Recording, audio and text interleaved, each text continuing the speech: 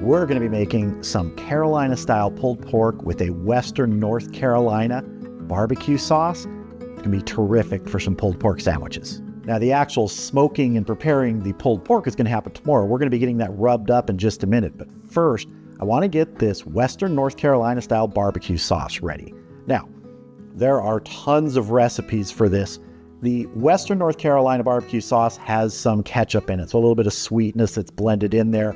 The Eastern North Carolina style barbecue sauce is really, really vinegary. They both have vinegar, but the Eastern North Carolina style is more thin. It's just sort of that almost like a mop sauce. Really, really good. But I'm doing some Western North Carolina style barbecue sauce today. That's a long name for a barbecue sauce. So in my saucepan here, I'm going to add 1 cup of white vinegar, 1 cup of apple cider vinegar, about a half a cup of ketchup, 1 tablespoon of Worcestershire sauce. I'm just eyeballing this. And again, if you make this sauce yourself and you're like really into it, you might be saying, I never put that in my sauce. Again, there are so many different recipes. I've used this one before. I've used others before. I really like this one. But if you have a specific recipe you like for Western North Carolina barbecue sauce, drop it in the comments so other people can see it. And heck, if you have an Eastern North Carolina barbecue sauce recipe you love, drop it in the comments because I'd really like to see that. I do love that really vinegary sauce too. Next up, half a teaspoon of kosher salt, 1 teaspoon of ground black pepper, half a teaspoon of cayenne pepper, 1 teaspoon of mustard powder, 2 tablespoons of brown sugar, and 1 tablespoon of red pepper flakes. I'm going to get my induction burner going here, and I want to bring this up to a simmer, and we're going to let it simmer for 10 or 15 minutes just to let all those flavors come together and let it reduce. It's not going to reduce a lot, but just a little. Give this a stir. Even with that ketchup in there, you can see it's a very thin sauce, but it's so good.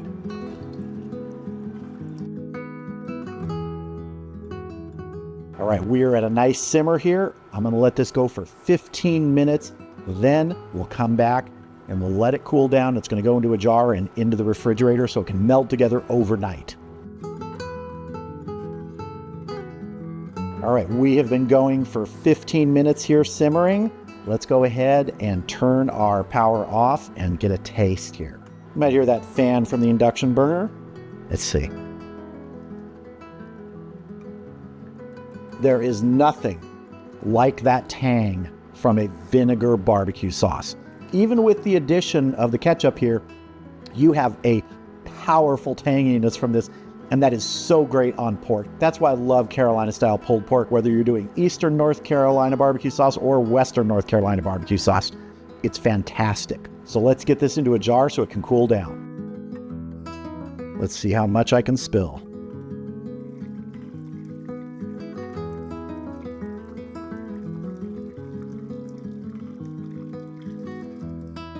I did not do too bad in spilling. All right, this is going to cool down. Once it's room temperature, it's going to go in the refrigerator to really chill down overnight. And we're going to move on to seasoning our pork butt. So I have a 9-pound bone-in pork butt here. And the first thing I want to do is I want to put a few crosshatch slices in the fat. Not real deep, we just want to open up some space there.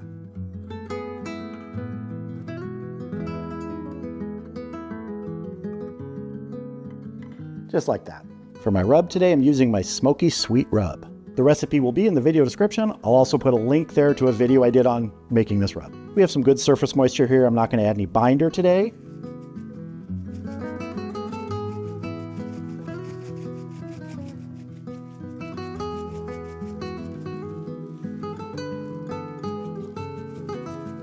Make sure you get the edges.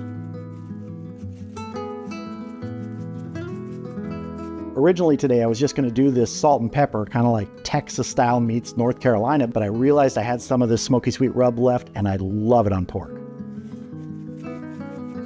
Want to get a rack under this.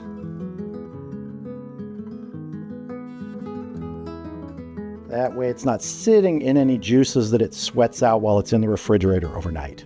All right, this is ready. It's going in the refrigerator. And tomorrow I will see you out at the Weber Kettle.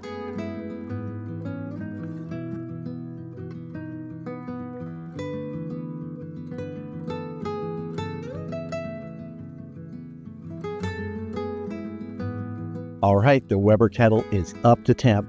My target today is 275 degrees. I'm using the Mallory Firewall and the Mallory cast iron grate. I also have a foil pan in the bottom of the cook chamber with some water in it. Let's go ahead and get our pork butt on. I'm going to get a piece of hickory on for smoke. We can add more later if we need to. All right, I'm going to get my lid on. We're going to get smoking, and we'll come back in about an hour, give it a check, see if we need to spritz.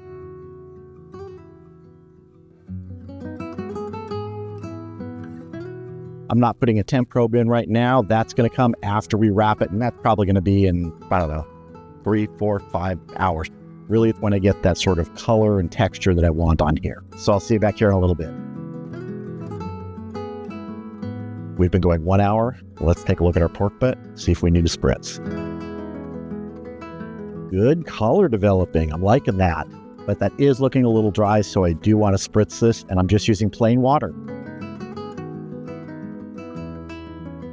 I also want to add another piece of hickory here. And I just want to mention, because I don't think I did when I put this on, is I like to do large cuts of meat like pork butts, briskets, fat side down. That's just my preference. If you like to do it fat side up, no problem. All right, we're going to get the lid on, keep going. We'll come back in another hour, check it, see if we need to spritz.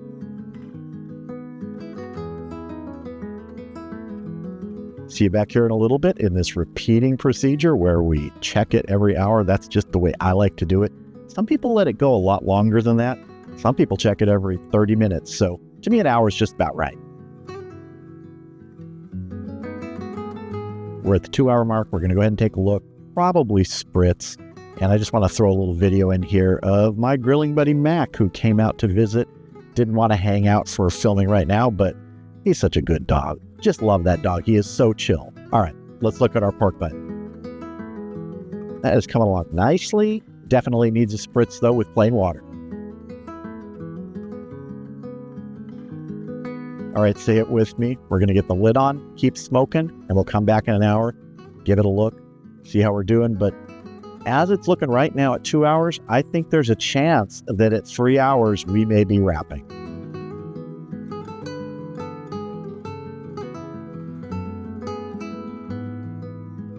See you back here in 60 minutes. We're 3 hours into this cook, and like I said before, I think we're probably going to wrap now because that color was just where I wanted it. Let's take another look and make that final decision. Yeah, that's exactly what I want. I'm going to be triple wrapping this in foil. I want to get a little bit of moisture on my foil here. Just our spritzing liquid, plain water.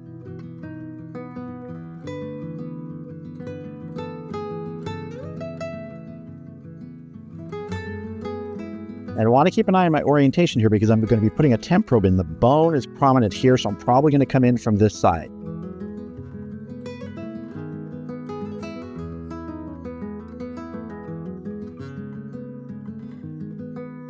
Keeping my eye right here, that's where I'm going to want my probe.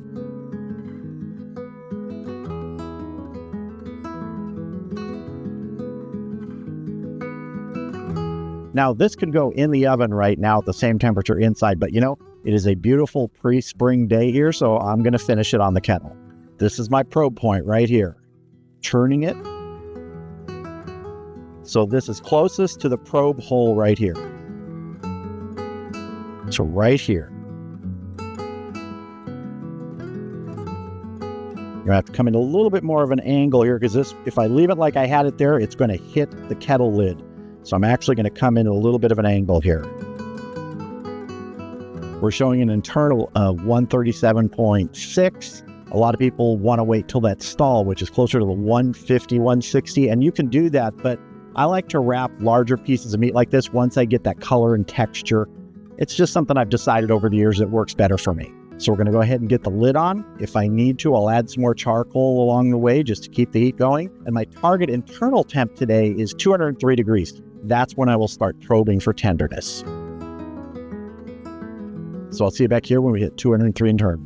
We just hit 203 degrees internal. We've been going just over 7 hours. So let's open this up and probe for tenderness. Oh, yeah, that feels pretty tender. I'm just going to do a few places.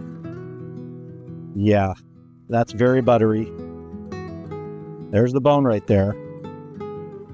Yeah, yes, we are very probe tender. Now, this is going to go into a pan in the foil, and I'm going to cover that with foil. And it's going to rest for 90 minutes before we open it up, pull that pork, and build some wonderful Western North Carolina pulled pork sandwiches. Well, our pork butt has been resting for 90 minutes. Now it's time to open this up, but first I want to get a temperature reading, and it's really no reason other than just curiosity. I've been doing this with briskets and pork butts for a while just to see after the rest, what does the internal temperature remain at? Let's see, let's go down in here. If you can see that, it is still 186 degrees after 90 minutes. Pretty toasty. So let's open it up, get our pork butt into the pan so I can go ahead and pull it and we can build these sandwiches. All of this juice that's in here and it's going to collect in the pan, we're saving that.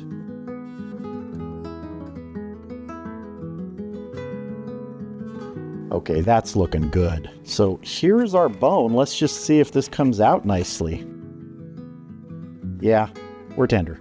I'm going to lift this foil onto a tray, and then I'm going to lift the pork butt back into here.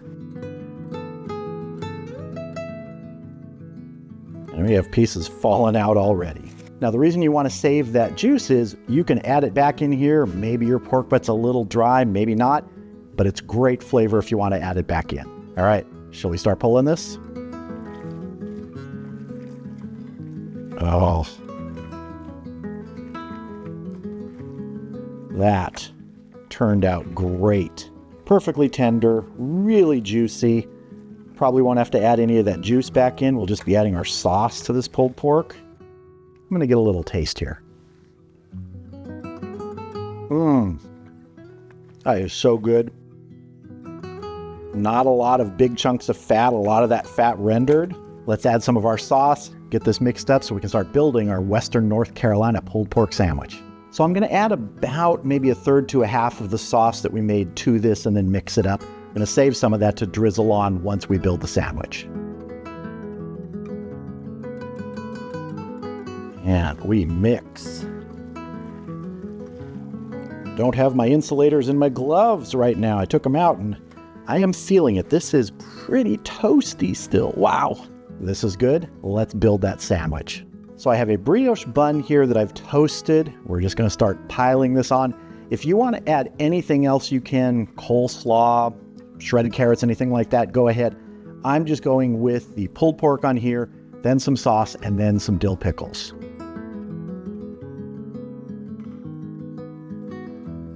This is going to be so good. Oh, tell me when to stop or I'll just keep building. All right, that's probably enough. Now for some more sauce. Right on top. Again, this is a very thin sauce, so it's not that thick tomatoey sauce. Very vinegary and just sort of soaks in.